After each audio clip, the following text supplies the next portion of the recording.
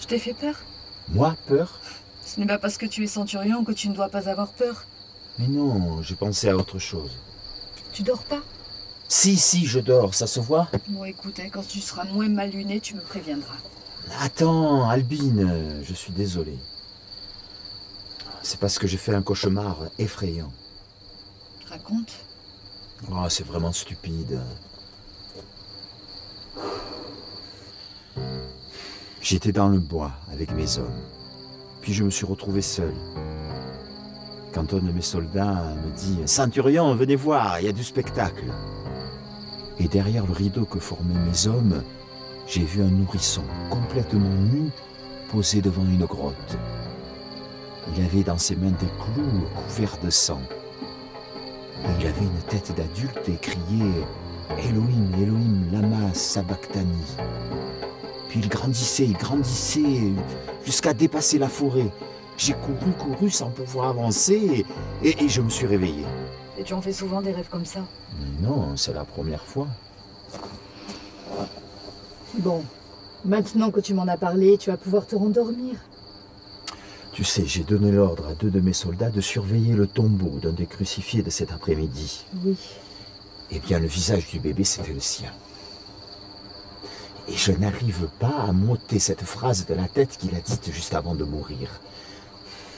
Elohi, Elohi, lama sabachthani. Ça veut dire quoi? Mon Dieu, pourquoi m'as-tu abandonné? C'est un juif qui me l'a traduit. Mais qu'est-ce qu'elle avait de spécial, cette crucifixion? Rien, il n'était que 3, c'était plutôt ordinaire. Et le crucifié dont tu m'as parlé, il avait quoi de particulier? Rien. Il était très jeune, très vieux. Non. Tu l'avais déjà rencontré? Non. Ah, mais je sais pas, moi, peut-être que c'est le premier que tu vas résister aussi longtemps. Mais non, il est mort rapidement et on n'a pas eu besoin de lui briser les jambes. Bon, écoute, moi, ce que j'en disais, c'était pour t'aider. Maintenant, bonne nuit. Attends. C'est que j'ai l'impression d'avoir crucifié un innocent. Un innocent? Mais tu as fait ton travail, c'est tout. Je sais pas. Pilate a donné l'ordre de le crucifier sans être sûr de sa culpabilité. Mais qui est-ce qui l'a condamné si ce n'est pas Pilate? Je crois que ce sont les chefs religieux de son peuple. Ça devient compliqué. En tant que responsable de la sécurité à Jérusalem, j'avais mes indicateurs qui me rapportaient ses faits et gestes. Eh bien, il guérissait les gens, il leur parlait avec sagesse. Mais c'était peut-être qu'une vitrine, mais derrière, il cherchait à renverser le pouvoir. Non. Au-dessus de sa croix, Pilate avait fait mettre une pancarte, roi des Juifs. Mais c'est absurde. Il n'appelait pas à la révolte, il ne voulait pas le pouvoir. Mais tu ne sais peut-être pas tout. Je ne sais peut-être pas tout. Mais ce que je sais, c'est que mes soldats l'avaient bien amoché. Et ils ne disaient rien, ils laissaient faire.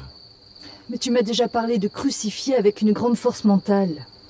Lui, c'était différent. Il avait beaucoup de courage. Mais il souffrait, c'est sûr.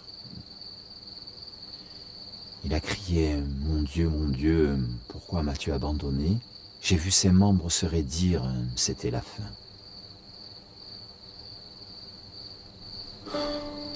là, la terre s'est mise à trembler. C'était impressionnant. On aurait dit que Dieu l'avait réellement abandonné. C'est étrange. J'ai eu la conviction que c'était vraiment le Fils de Dieu. Le Fils de Dieu. Je n'ai jamais ressenti quelque chose d'aussi fort. Et puis, ce rêve tout à l'heure, c'est comme si avec lui étaient crucifiés tous les enfants du monde, tous les innocents.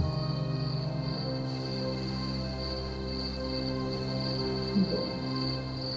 Demain, tu auras déjà tout oublié. Allez, viens te recoucher. Mais tu vas où encore? Je vais voir mes soldats qui gardent son tombeau.